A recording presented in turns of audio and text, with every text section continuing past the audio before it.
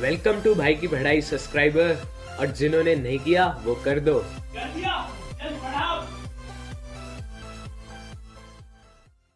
दोस्तों, last time हमने बिजली के बारे में पढ़ा था। अरे तुम्हारे पड़ोस की आंटी की बात नहीं कर रहा, मेरे कहने का मतलब है इलेक्ट्रिसिटी।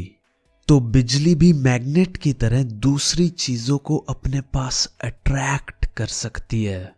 और एक बार फिर बता दूं, तुम्हारी पड़ोस की आंटी की बात नहीं कर रहा हूं, मेरे कहने का मतलब है इलेक्ट्रिसिटी। यारो, आज की मूवी का नाम है magnetic effect of electric current. तो अब मैं अज्यूम कर रहा हूं तुम्हें पता होगा एक चुंबक क्या होती है। लड़कियों को तो पक्का पता होगा, इतने सारे गधे उनके आगे पीछे जो घूमते रहते हैं, स्पेशली सोशल मीडिया पर। चलो, तो लड़कों की नॉलेज के लिए मैं शॉर्ट में बता देता हूं। मैग्नेट मेटल्स को अपने पास अट्रैक्ट कर लेती है।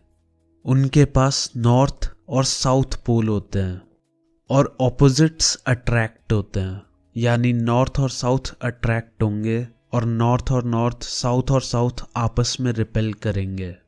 अब बात करते हैं मैग्नेटिक फील्ड की। तो मैग्नेटिक फील्ड मैग्नेट के आसपास का एरिया होता है जिसमें उसका मैग्नेटिक फोर्स एक्सपीरियंस किया जा सकता है। इंग्लिश में बोले तो magnetic field is the space surrounding a magnet in which magnetic force is exerted. अब बात करें मैग्नेटिक फील्ड लाइंस की, तो ये वो लाइन होती हैं जो मैग्नेटिक फील्ड में नॉर्थ से साउथ जाती हैं। इन लाइंस की कुछ खासियत भी होती है और वो है ये। फर्स्ट, कोई भी दो मैग्नेटिक फील्ड लाइन एक दूसरे को क्रॉस नहीं करती है। सेकंड, मैग्नेटिक फील्ड लाइंस हमेशा बंद मिलती हैं। थर्ड, मैग्नेटिक फील्ड लाइंस आपस में जितना एक दूसरे के पास होती हैं उधर उतना ही ज्यादा मैग्नेटिक फोर्स लगता है।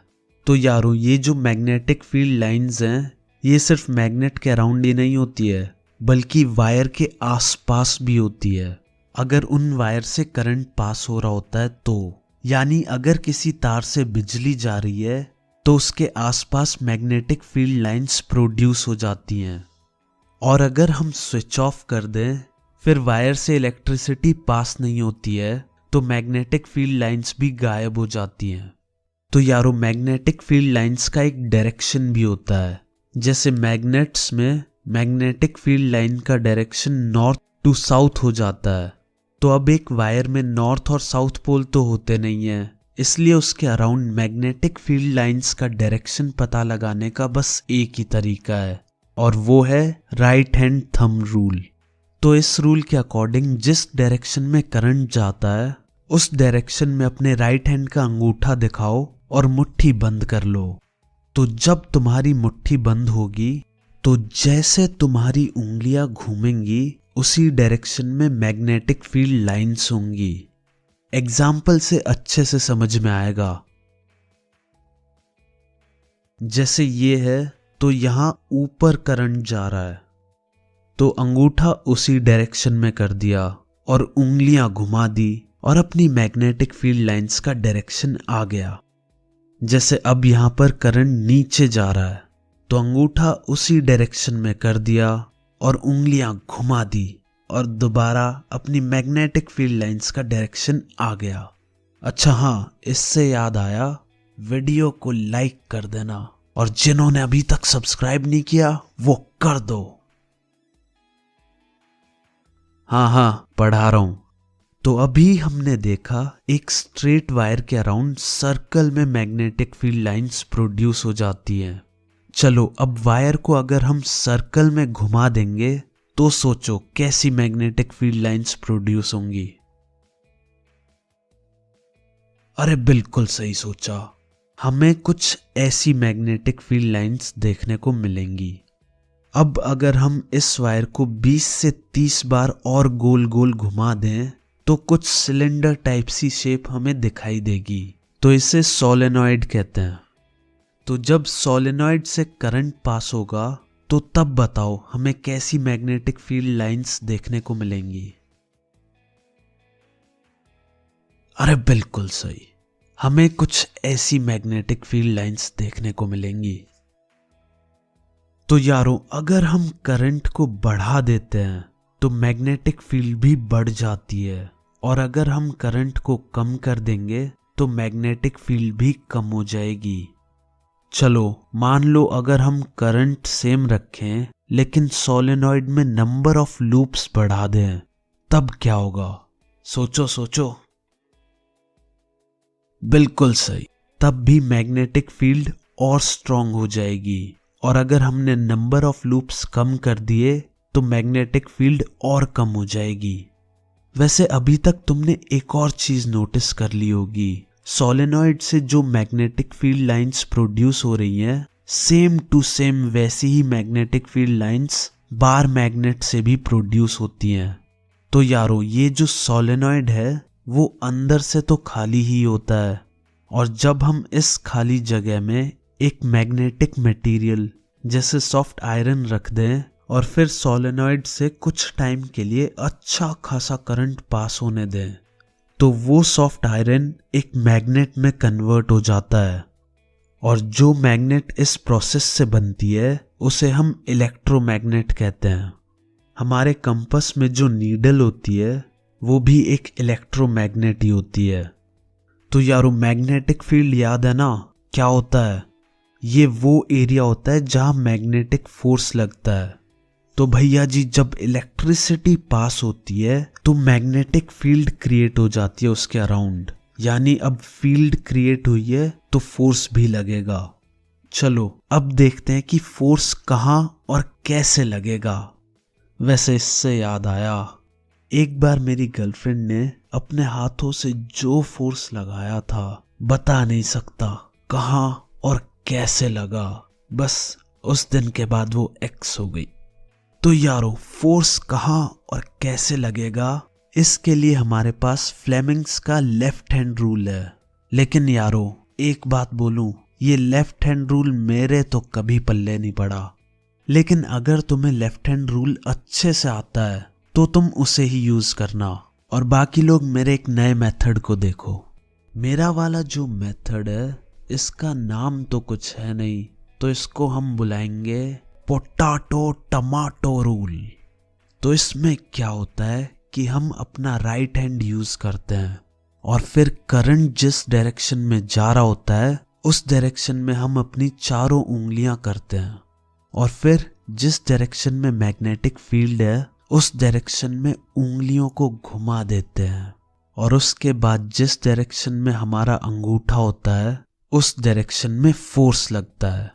जैसे अभी वाली सिचुएशन में फोर्स स्क्रीन की तरफ लग रहा है। चलो अब ये वाला देखते हैं, बताओ फोर्स कहां लगेगा? बिल्कुल सही, बोर्ड के अंदर। देखो कैसे। फर्स्ट स्टेप, उंगलियां करंट के डायरेक्शन में करो।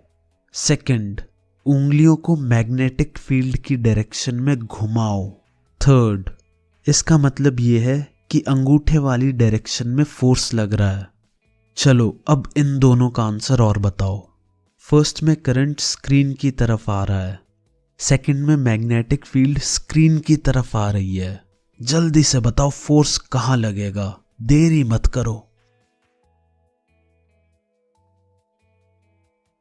चलो आओ देखते हैं। फर्स्ट वाले में तो लेफ्ट डायरेक्शन में लग रहा है, और सेकंड वाले में राइट साइड लगेगा फोर्स। तो यारो, मुझे तो यही पोटैटो टमाटो रूल सही लगता है अपना आंसर निकालने के लिए, क्योंकि इसमें एक बार उंगलियां घुमाई और आंसर निकल आता है। बाकी लेफ्ट हैंड रूल में 3 उंगलियां पता नहीं कैसे कैसे घुमानी पड़ती है आंसर निकालने के लिए। ऐसा लगता है कलाइयों का प्रयोग करके डांस कर रहा हूं। इतनी कलाइयों का प्रयोग अगर मैंने साइंस की जगह क्रिकेट में किया होता ना, तो विराट कोहली की जगह मैं होता और अनुष्का शर्मा तुम्हारी भाभी होती। चलो जो भी है, अब बात करते हैं इलेक्ट्रिक मोटर की। इलेक्ट्रिक मोटर एक ऐसा डिवाइस है जो इलेक्ट्रिकल एनर्जी को मैकेनिकल एनर्जी में कन्वर्ट कर देता है। बेसिकली जब इससे इलेक्ट्रिसिटी पास की जाती है तो ये घूमना शुरू कर देता है। इसे हम fans, fridge, mixer, washing machine, computer वगैरह वगैरह में इस्तेमाल करते हैं। तो यारो इलेक्ट्रिक मोटर और जनरेटर की वर्किंग बोर्ड एग्जाम में बहुत रेयरली पूछी जाती है। शायद कभी 4-5 साल में एक बार हो जाता होगा। तो अभी मैं तुम्हें ये नहीं करवा रहा, लेकिन तुम लोग कर लेना, इजी सा ही है। इस चैप्टर में जो मेनली पूछा जाता है वो है डेफिनेशन और प्रॉपर्टीज, या फिर वो पूछते हैं डायरेक्शन वाले क्वेश्चन कि बताओ फोर्स किधर लगेगा। और हाँ, हर बार एक क्वेश्चन डोमेस्टिक इलेक्ट्रिक सर्किट वाले टॉपिक से आता ही आता है। तो इस टॉपिक को भी हम करेंगे, लेकिन लास्ट में। यारो इलेक्ट्रिक मोटर में एक कॉम्यूटेटर नाम की चीज होती है। इसकी डेफिनेशन भी पूछ लेते हैं कभी कभी। तो कॉम्यूटेटर वो डिवाइस होता है जो करंट के डायरेक्शन को रिवर्स कर देता है। It is the device that reverses the direction of flow of current through circuit. अब हम बात करेंगे इलेक्ट्रोमैग्नेटिक इंडक्शन की। तो यारो अभी हमने पढ़ा था कि कैसे हम एक सॉफ्ट आयरन को मैग्नेट में कन्वर्ट कर सकते हैं अगर हम उसे सोलेनॉइड के अंदर डालें और इलेक्ट्रिसिटी पास करें। तो ये बात जब अपने फराडे जी को पता चली तब उनका दिमाग कुछ ज्यादा ही चल गया। उन्होंने सोचा कि अगर इलेक्ट्रिसिटी पास होने की वजह से वो मैग्नेट बन गया, तो अगर मैं एक मैग्नेट को सोलेनॉइड में डालूंगा तो क्या तारों में बिजली आ सकती है। बेसिकली उल्टा काम। लोग बिजली से मैग्नेट बना रहे थे, तो अपने फराडे जी मैग्नेट से बिजली बनाना चाहते थे। और कमाल तो तब हुआ जब बिजली बन भी गई, लेकिन करंट वायर्स में तभी पास होता था जब मैग्नेट सोलेनॉइड के अंदर मूव कर रही होती थी। यानी अगर तुम मैग्नेट को सोलेनॉइड के अंदर रख दो तब कुछ नहीं होता था, लेकिन जब तुम उस मैग्नेट को सोलेनॉइड के अंदर मूव करते थे तब करंट पास होने लगता था, क्योंकि मैग्नेट को मूव करने पर उसकी मैग्नेटिक फील्ड चेंज होती रहती थी। यानी जब मैग्नेटिक फील्ड चेंज होती है तब करंट पास होता है, और इसी को इलेक्ट्रोमैग्नेटिक इंडक्शन कहते हैं। इंग्लिश में बोले तो the process by which a changing magnetic field in a conductor induces a current in another conductor is called electromagnetic induction.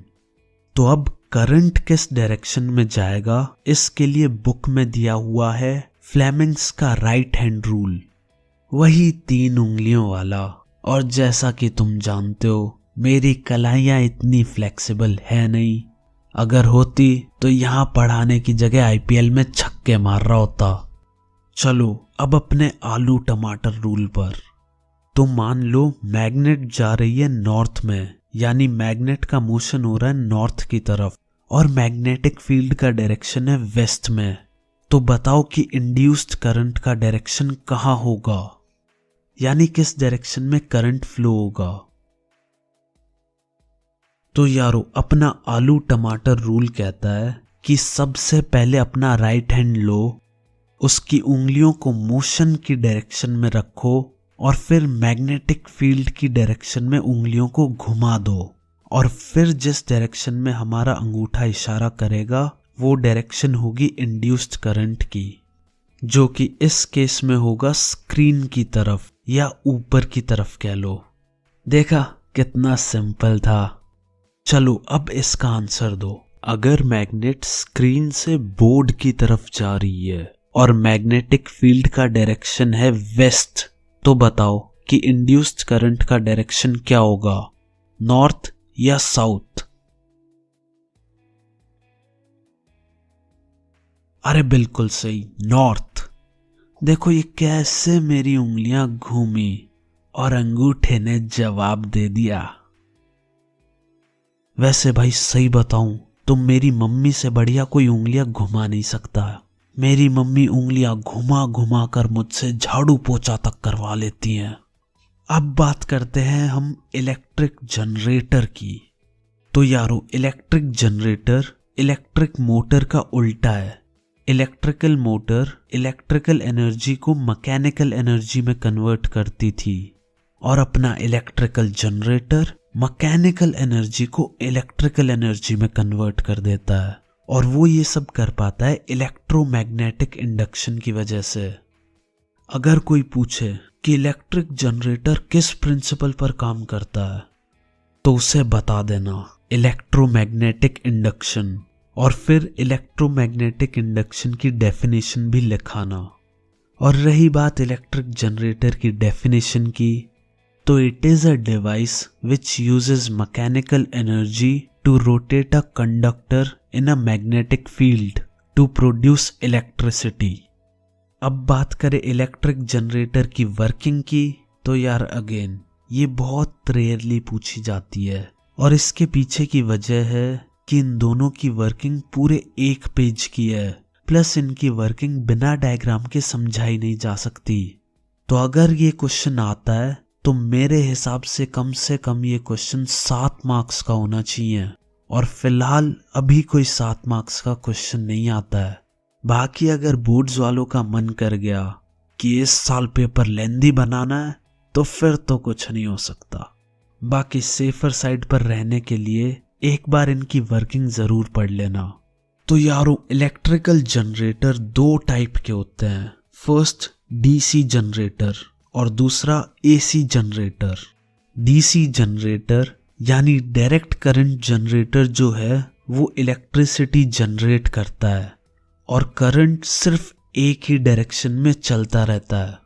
वहीं दूसरी तरफ एसी जनरेटर है, यानी ऑल्टरनेट करंट जनरेटर। ये भी इलेक्ट्रिसिटी प्रोड्यूस करता है, और इधर करंट का डायरेक्शन थोड़ी थोड़ी देर में चेंज होता रहता है।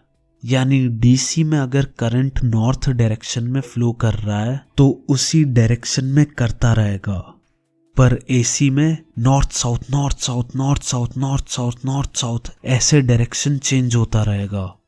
तो अल्टरनेट करंट का फायदा ये होता है कि हम इससे बहुत दूर दराज के इलाके तक बिजली पहुंचा सकते हैं, और हमारे घरों में जो बिजली आती है वो अल्टरनेट करंट ही होता है। इंडिया में अल्टरनेट करंट का डायरेक्शन 1 मिलीसेकंड में चेंज होता रहता है, यानी एसी की फ्रीक्वेंसी हुई 50 हर्ट्ज। हम डीसी इसलिए यूज नहीं करते क्योंकि ये करंट लूज कर देता है जब दूर तक बिजली पहुंचानी होती है। यानी बिजली विभाग वाले तो बिजली देंगे, पर तुम्हारे घर तक आते आते उस बिजली में कितनी बिजली बची होगी उसका कोई भरोसा नहीं है। चलो, अब घर की बिजली की बात आ ही गई है, तो अपना चैप्टर का final topic domestic electric circuits को शुरू करते हैं। और जैसा कि मैंने बताया, पूरे चैप्टर का सबसे ज्यादा इंपॉर्टेंट टॉपिक यही है, तो अपने कान, आंख, नाक सब कुछ इधर ले आओ।